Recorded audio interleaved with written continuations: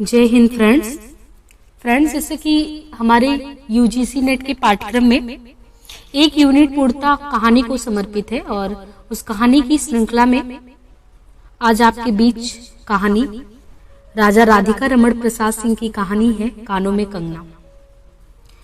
कानों में कंगना जो है ये कहानी है जो कि इंदु पत्रिका में सन 1913 में प्रकाशित हुई थी और एक तरीके से आदर्शवादी कहानी है।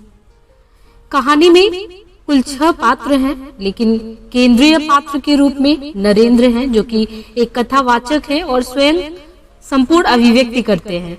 साथ ही साथ किरण, योगेश्वर, मोहन, किन्नरी तथा जूही, बाकी ये सब गौड़ पात्र हैं।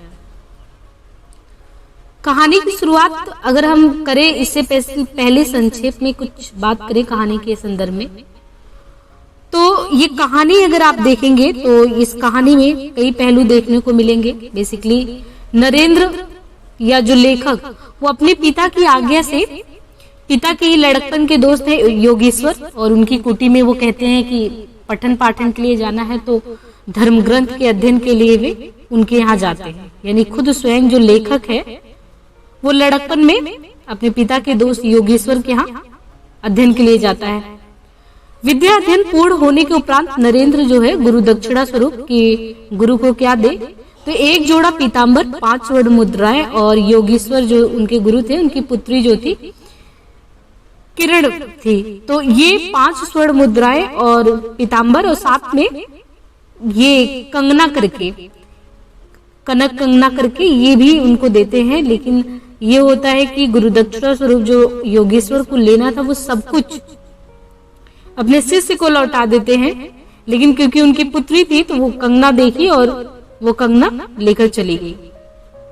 अब ये कंगना जब वो पहनी तो जो नरेंद्र है अनायास ही देख के कि उसके सौंदर्य पे मंत्रमुग्ध हो गया, मोहित हो गया। और क्योंकि गुरु तो गुरु ही होता है तो नरेंद्र के गुरु योगेश्वर ने ये बात को भांप लिया और वो अपनी पुत्री को नरेंद्र के हाथों सौंपते हुए कहते हैं कि नरेंद्र अब मैं चला, किरण तुम्हारे हवाले। अब आप ये कहानी पहले सुनिए, फिर कहानी को हम देखते हैं कि आखिर इस कहानी में बताया क्या गया है। कहानी का नाम कानों में कंगना क्यों पड़ा, कौन सी विडंबना को दिखाया गया है। किरण तुम्हारे कानों में क्या है, उसके कानों से चंचल लट को हटाकर कहा कंगना। यानी नरेंद्र ने पूछा, अरे कानों में कंगना, सचमुच 2 कंगन कानों को घेर कर बैठे थे। हाँ, तब कहाँ पहने।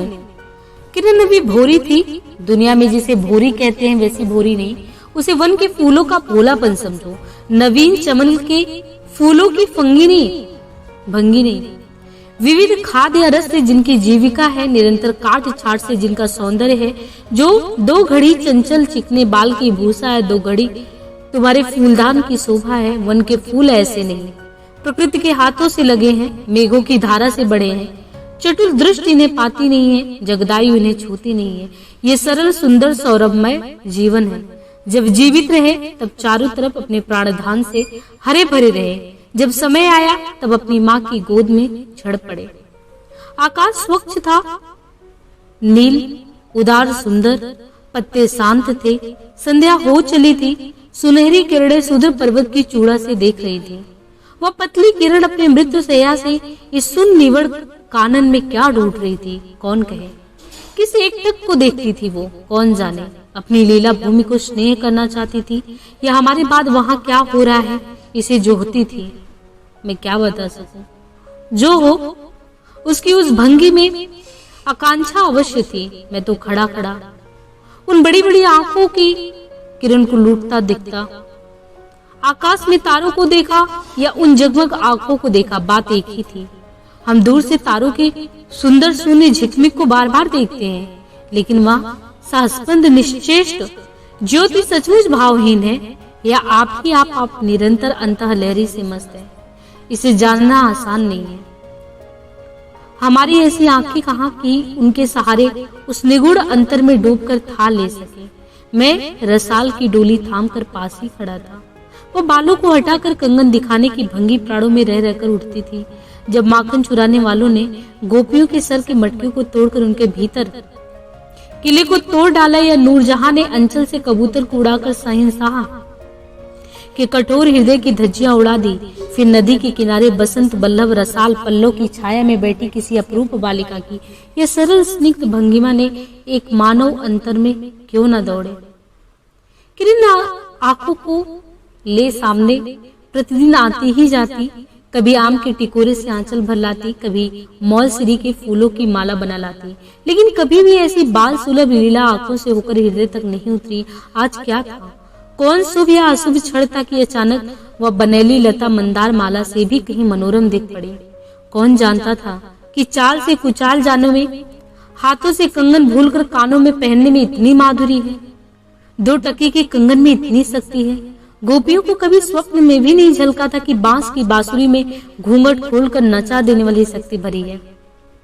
मैंने चटपट उसके कानों से कंगन उतार लिया, फिर धीरे धीरे उसकी उंगलियां पर चढ़ाने लगा।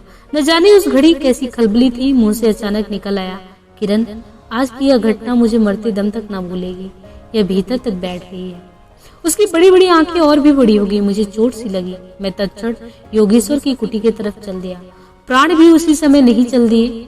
यही विस्मय था। एक दिन था कि इस दुनिया में, दुनिया से दूर रहकर लोग दूसरी दुनिया का सुख उठाते थे। हरिचंदन के पल्लों की छाया भूलोक पर कहाँ मिली, लेकिन किसी समय हमारे यहाँ भी ऐसे वन थे जिनके वृक्षों के साय में घड़ी निवारने के लिए स्वर्ग से देवता भी उतर आते थे।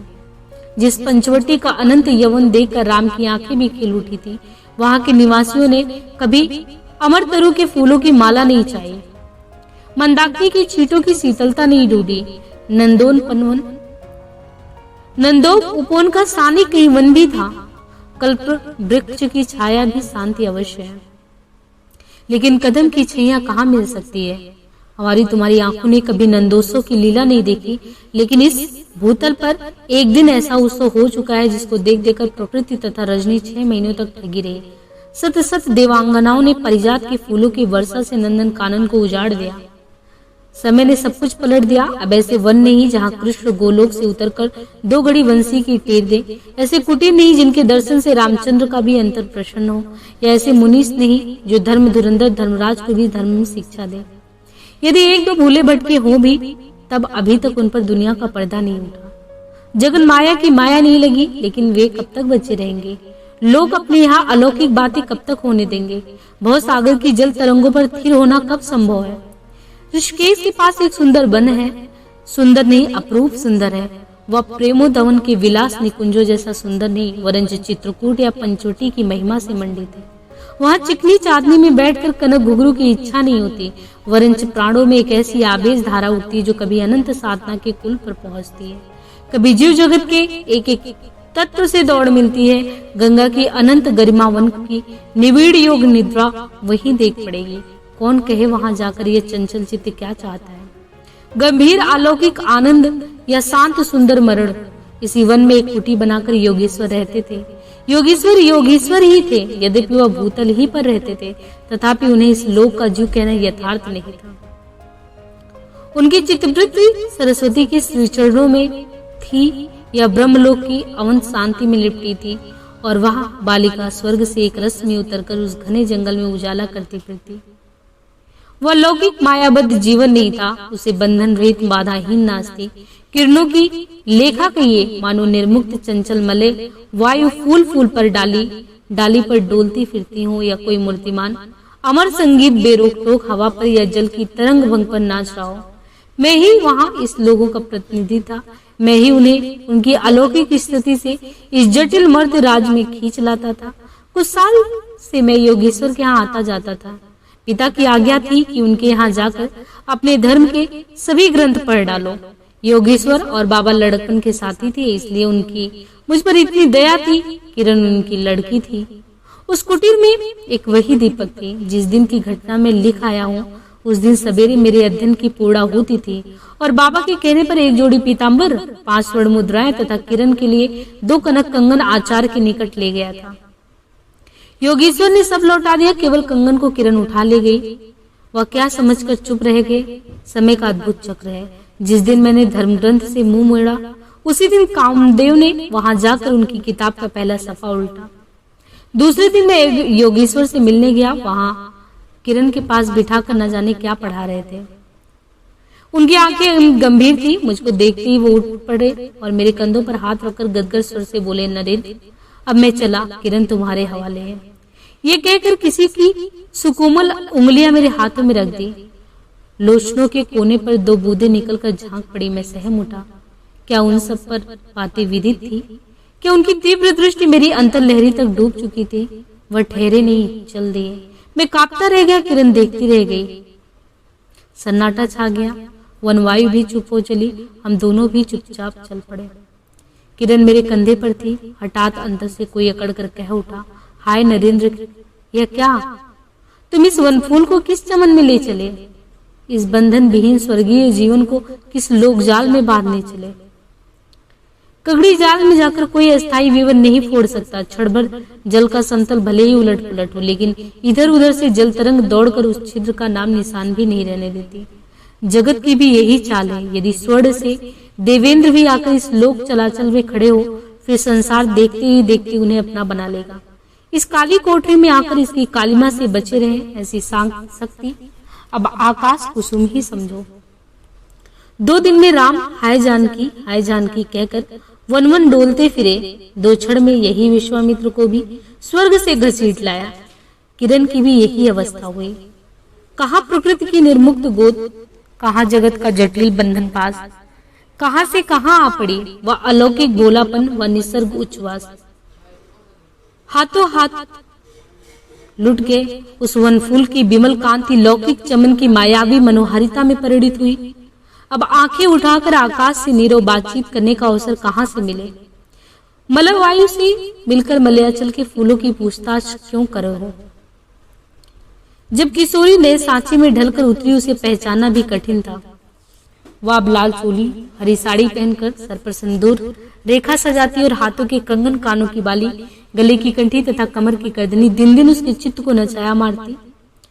जब कभी वह सज धज कर चांदनी में कोठे पर उठती और वसंत वायु उसके आंचल से मोतियों की लपट लाकर मेरे बरामदे में भर देते, फिर किसी मतवाली माधुरी या तीव्र मदिरा के नशे में मेरा मस्तिष्क झूम उठता और मैं चटपट अपने प्रेम चित्कार फूलदार रंगीन चिट्ठी में भरकर जूही के हाथ ऊपर भिजवाता या बाजार से दौड़कर कटकी गहने व बिलायती चूड़ी खरीद लाता। लेकिन जो भी हो, अब भी कभी कभी उसके प्रफुल्ल वदन पर उस आलोक की छटा पूर्वजन्म की सुख स्मृतिवत चली आती थी और आंखें उसी जीवंत सुंदर झिकमिक का नाच दिखाती थी। जब अंतर प्रसन्न था, फिर बाहरी चेष्टा पर प्रतिबिंब क्यों ना पड़े।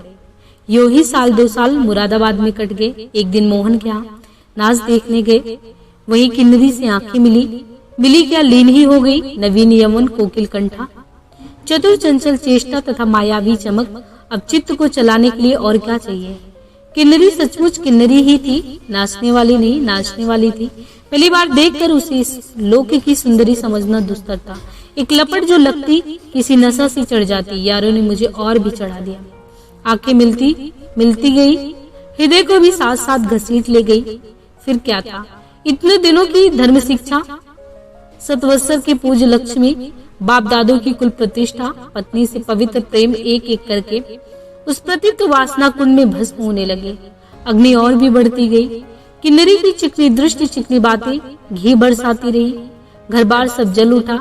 मैं भी निरंतर चलने लगा, लेकिन जो जो जलता गया, जलने की इच्छा जलाती रही। 5 महीने कट गए, नशा उतरा नहीं। बनारसी साड़ी, पारसी जैकेट, मोती का हार, कटकी कड़फूल, सब कुछ लाकर उस मायाकारी के अलग तक रंजित चरणों में रखे। किरण हेमंत की मालती बनी थी, जिस पर एक फूल नहीं, एक पल्लो नहीं। घर की वधू क्या करती, जो अनंत सूत्र से बंधा था, जो अनंत जीवन का संगी था, वही हाथों हाथ पराये के हाथ बिक गया। फिर ये तो 2-3 दिन की चकमकी खिलौने थे, इन्हें शरीर बदलते क्या देर लगी। दिन भर बहानों की माला गुद गुद कर किरण के गले में और शाम को मोती की माला उस नाचने वाली के गले में सशंक निर्लज डाल देना, यही मेरा जीवन निर्वाह था। एक दिन सारी बातें खुल गई। किरण पछाड़ खाकर भूमि पर जा पड़ी। उसकी आंखों में आंसू नहीं थे, मेरी आंखों में दया नहीं। बरसात की रात थी, रिमझिम बूंदों की झड़ी थी। चांदनी मेघों से आंख मुदव्वल खेल रही थी। बिजली काले कपाट से बार बार झांकती थी कि किसी चंचला देखती, तथा बादल किसी मरोड़ से रह रहकर चिल्लाते थे। इन्हें सोचने का मुझे अवसर नहीं था। मैं तो किन्नरी के दरवाजे से हताश लौटा था। आंखों के ऊपर न चांदनी थी न बदली थी। त्रिशंकु ने स्वर्ग को जाते जाते बीच में ही टंकर किस दुख को उठाया, और मैं तो अपने स्वर्ग के दरवाजे पर सर रख कर निराश लौट आया था। मेरी वेदना क्यों न बढ़ी हो।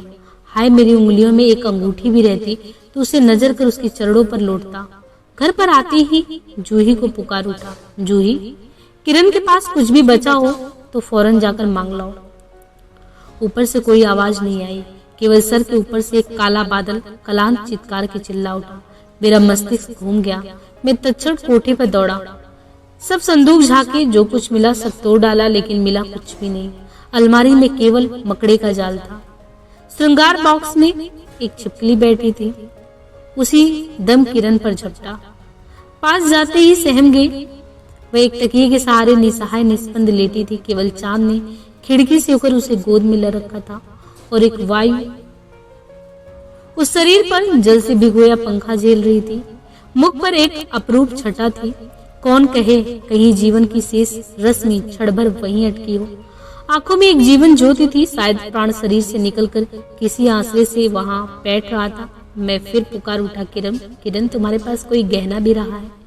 हाँ, छीड़ कंठ की कांकली थी। कहाँ है, अभी देखने दो। उसने धीरे से घूंघट सरका कर कहा, वही कानों का कंगना। सर तकिए से ढल पड़ा, आंखें भी छिप गई। वह जीवंत रेखा कहाँ चली गई? क्या इतने के लिए ही वो अब तक ठहरी थी? आंखें मुख पर जा पड़ी, वही कंगन। वैसे ही कानों को गिर कर बैठे थे। मेरी स्मृति तड़िक बेग से ना जुटी। दुष्यंत ने अंगूठी पहचान ली। भूली शकुंतला उस पल याद आ गई, लेकिन दुष्यंत सौभाग्यशाली थे, चक्रवर्ती राजा थे। अपनी प्राण प्रिया को आकाश पाताल छान कर ढूंढ निकाला। मेरी किरण तो इस भूतल पर ना थी कि किसी तरह प्राण देकर भी पता पाता, पर लोग से ढूंढ निकालू ऐसी शक्ति इस दीनहीन मानव में कहा। चढ़ा नशा उतर गया, सारी बातें सूझ गई। आंखों पर की पट्टी खुल पड़ी, लेकिन हाय, खुली भी तो उस समय जब जीवन में केवल अंधकार ही रह गया। तो यानी ये जो नरेंद्र था, जो कि पहले शिक्षा के लिए अपने पिता के दोस्त योगेश्वर के यहाँ गया और उन्हीं की पुत्री से प्रेम हुआ, और फिर विवाह कर वासना के वशीभूत हो किसी किन्नरी के आवेश में भी अपने आप को बहा दिया संपूर्णता के साथ। इसका ये मतलब निकले अगर देखा जाए तो जो ये नरेंद्र है, इसे एक चीज ये भी लग रहा है कि द्विवेदी योगीन जो कहानी की एक प्रमुख विशेषता ये भी है कि पाठक जब पढ़े तो मन में वाकई में तीव्र संवेदना उसका उद्गार हो। यानी ये जो अंत का पंक्ति है कि उसकी आंखों की पट्टी तब खुलती है जब उसका सब कुछ लूट जाता है, यानी जब किरण की मृत्यु हो चुकी होती है। यानी इस तरीके से दुर्गति है। कहानी में पुरुष की वासना का चित्रण नरेंद्र के माध्यम से किया गया है, जो एक स्त्री किरण पर मोहित होने के बाद भी किन्नरी पर मोहित हो जाता है। उसे किरण से प्रेम नहीं था बल्कि वासना से थी। वो चाहे पहले प्रेम के वश में किरण के साथ रहा हो, चाहे बाद में किन्नरी के साथ, लेकिन किरण की मृत्यु के पश्चात उसे उस प्रेम का एहसास हो जाता है। कथाकार ने यहाँ पर स्त्री के प्रति वासना तथा दाम्पत्य प्रेम के बीच जो लकीर है उसको एक तरीके से उस पर प्रकाश डाला है। वो संदेश देना चाहता है, स्पष्ट करना चाहता है कि दाम्पत्य प्रेम जो कि घर को बनाने वाला होता है, बचाने वाला होता है, जहाँ पे स्त्री के प्रति वासना के वशीभूत होकर कुछ करना है, तो फिर वो दाम्पत्य जीवन जहाँ पे आधार बिंदु नहीं हो तो उस पर जो मंजिल बनेगा वो निराधार ही रहेगा। वासना तथा प्रेम के ताने बाने पर बुनी इस कहानी की शुरुआत अगर देखें बहुत ही अलंकारिक और श्रृंगारिक अंदाज में हुआ, लेकिन अंत में किरण की मृत्यु के साथ एक दुखद स्थिति, मार्मिक स्थिति, साथ ही साथ स्त्री की भी गुलामी को दिखाता है कि वो कुछ बोल नहीं पाती जीवन पर्यंत उसके साथ, अंततः वो कानों में कंगना भी देके इस तरीके से उसकी परिणति मृत्यु में होती है। तो एक गुलाम स्त्री का प्रतीक ऐतिहासिक चरित्रों के माध्यम से भी दिखाया गया है कि किस प्रकार नूरजहां, दुष्यंत, शकुंतला, तो कहानी को बढ़ाने के लिए, हालांकि कहानी उतने में ही अगर देखा जाए तो अपने आप में समेट दिया गया है, ये कहानी में जो कई जगह ये दुर्गतियां दिखाई गई हैं, तो एक तरीके से शैली सम्राट के रूप में राधिका रमण प्रसाद जी को जाना जाता है और द्विवेदी युग साहित्यिक कथा शिल्पी के श्रेष्ठकार माने जाते हैं। एक तरीके से उस समय इन्होंने सामाजिक, क्योंकि समाज सुधार का एक दौर चल रहा था, तो समाज सुधार की ही दृष्टि से ऐसी कहानियां लिखा गया। कथाकार वर्तमान स्थिति पे निराश होते हुए ये भी कहते हैं कि समय ने सब कुछ पलट दिया। अब ऐसे वन नहीं जहाँ कृष्ण गोलोक से उतरकर दो घड़ी बंसी के टेर दे, ऐसी कुटी नहीं जिनके दर्शन से रामचंद्र का भी अंतर प्रसन्न हो, ऐसा मुनीस नहीं जो धर्म धुरंधर धर्मराज को भी धर्म में शिक्षा दे।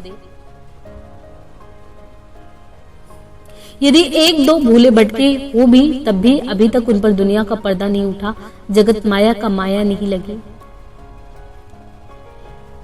वैसे राधिका रमण प्रसाद जी द्वारा अन्य कहानियां भी लिखी गई हैं जो वाकई में बहुत ही प्रासंगिक है समय के साथ। गांधी टोपी, धर्म और मर्म, सावनी समा, नारी क्या एक पहेली है। उपन्यास भी इनके द्वारा है। लघु उपन्यासों में नवजीवन, तरंग, माया मिली न राम, मॉडर्न कौन, संस्मरण, गद्य काव्य। मतलब ये है कि गद्य की विविध विधाओं में इन्होंने अपना हाथ चलाया है। और यहाँ पे जैसी वस्तु स्थिति के आधार पे देखा जाए तो कानों में कंगना कहानी स्त्री की स्थिति स्वतः ही जाहिर करती है कि किस तरह पुरुषों के आकर्षण में खोए रहने की कमजोरी ही थी। जो हो सकता है अगर ऐसी स्थिति नहीं होती तो किरण की ये कंडीशन देखने को या किरण की ये दशा देखने को नहीं मिलती। तो एक बहुत ही मार्मिक कहानी है। कहानी संक्षेप में है लेकिन सारगर्भित है। समय के संदर्भ में अगर देखा जाए तो प्रासंगिक भी है। आज के लिए इतना ही। धन्यवाद।